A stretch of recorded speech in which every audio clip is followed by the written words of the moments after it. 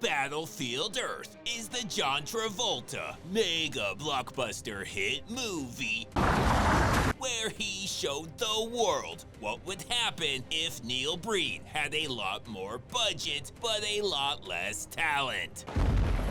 It starts off with this very normal man doing very normal things. Has anyone here ever seen one? A demon, a monster, a beast! Dancing around and throwing dirt at them makes it easier to be taken seriously. So he thinks long and hard before giving one of those attempted decapitation answers.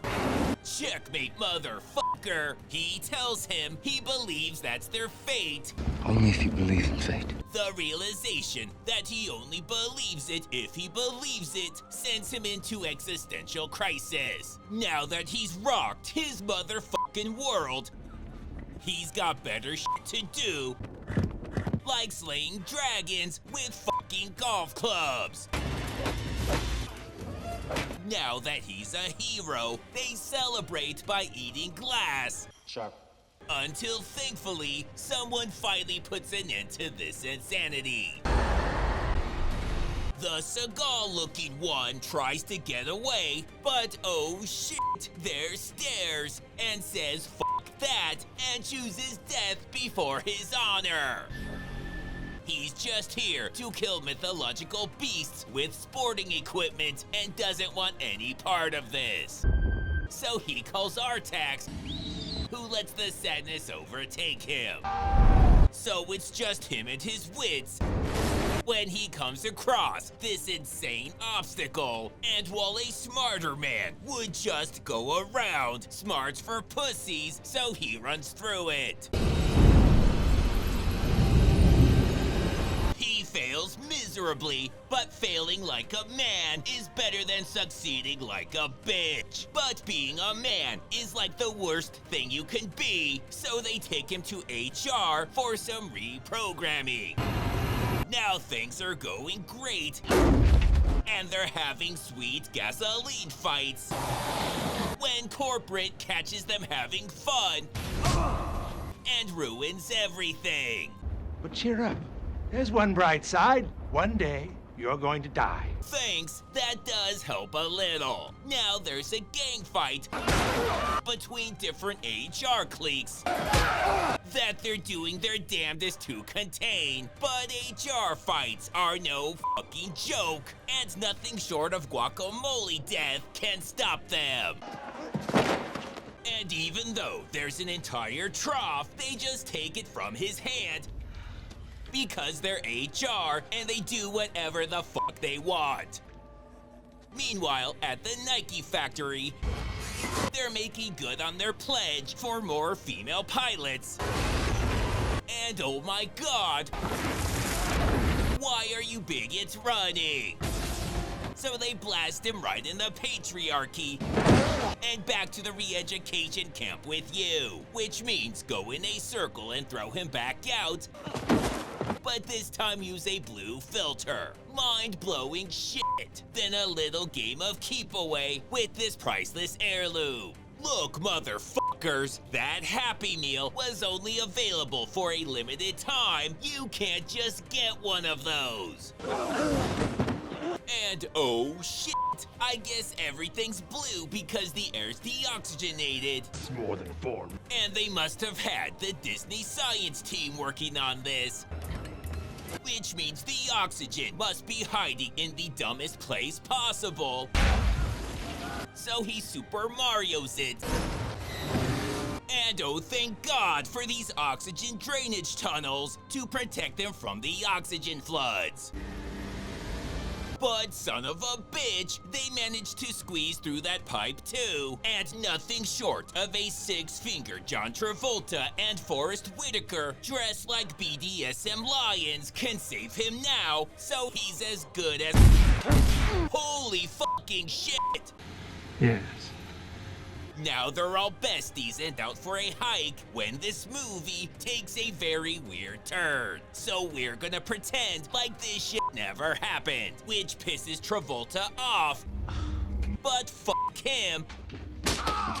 And that's what you get for these bullshit camera angles that I refuse to go along with. Now they're trapped, but they'll never take him alive. That's your choice, but I'm not going back. But then he immediately Seagulls it and gives up like a total coward.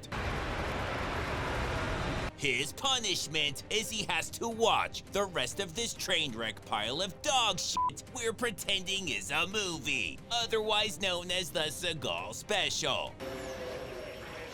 When he's interrupted by the most aggressive lunch break in history. Do you want lunch? Then the movie senses that it's losing the audience, so it swings for the fences and pulls out some sick trigonometry. These sides are equal, and these three angles must also be equal. Fuck yeah! Equilateral triangles are the shit, so they've earned themselves a tasteful photo shoot. Maybe hit up a library or two.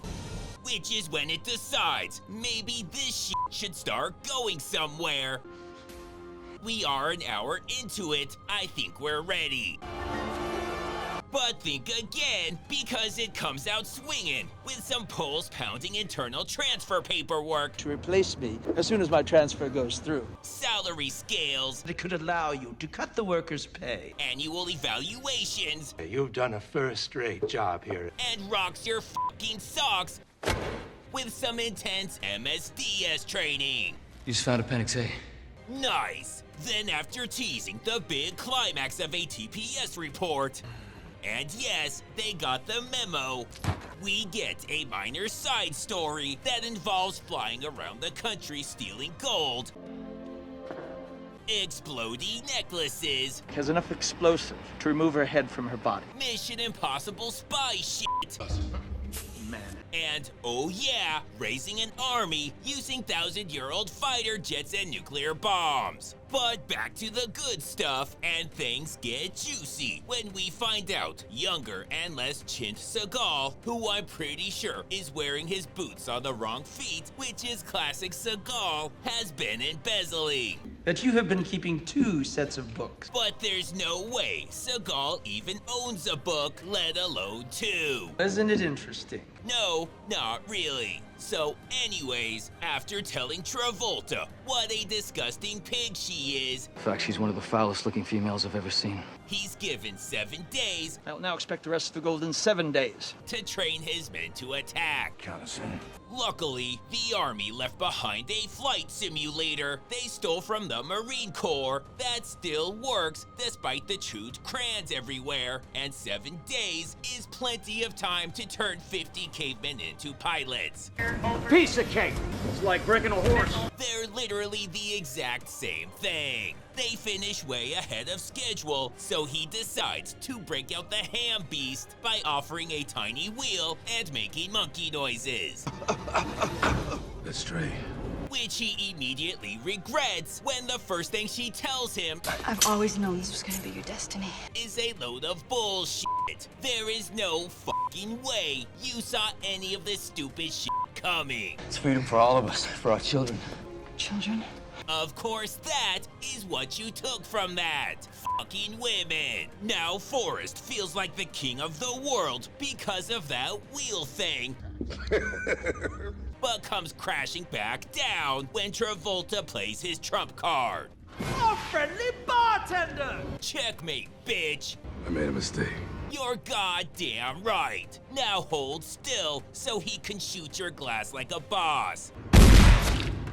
Oh well, shit happens, fucking deal with it. Now it's time for the big escape, and things are going great.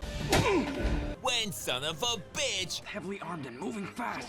they're really hauling ass. Between you and the bunker. So he makes a break for it, but his only hope is that they Steven Seagal aim and pour hundreds of rounds right into the fucking ground. That's just good writing. Meanwhile, they're destroying their own buildings because that's how you get real change.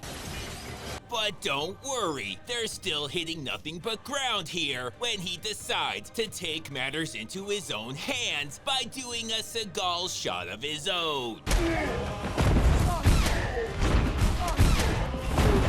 While he's shooting stupidly and they're hitting guys with sticks, the cavemen save the day with their Harrier jump jets.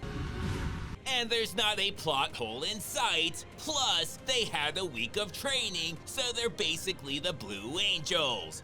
Except for this guy, who craters into the ground like a fucking idiot. Luckily, she's a badass now, and proves it by firing a less lethal round right at the fucking ground. To make up for that stupid shit, he does something actually badass by shooting explosives with other explosives. Sure, everyone's inside that giant dome you blew up and will probably die. But fuck them, they're all stupid and explosions are all awesome. But Travolta's got bigger problems and wants his fucking money. Where's the rest of my gold? He tells him the deal was he'd give him the gold after he blew up his own arm. That sounds really weird, and he doesn't think he said that, but Travolta's a weird dude and can't say that for sure. Thanks for reminding me. It's gonna be hard to top that, and the movie already did the guy blowing himself up to save everyone else thing. But fuck it, we're gonna do it again. So his sacrifice was meaningless, and everybody dies again. The winners are this guy, who doesn't have to have ugly freak babies, and also the audience, who can finally stop watching this travesty war crime piece of shit.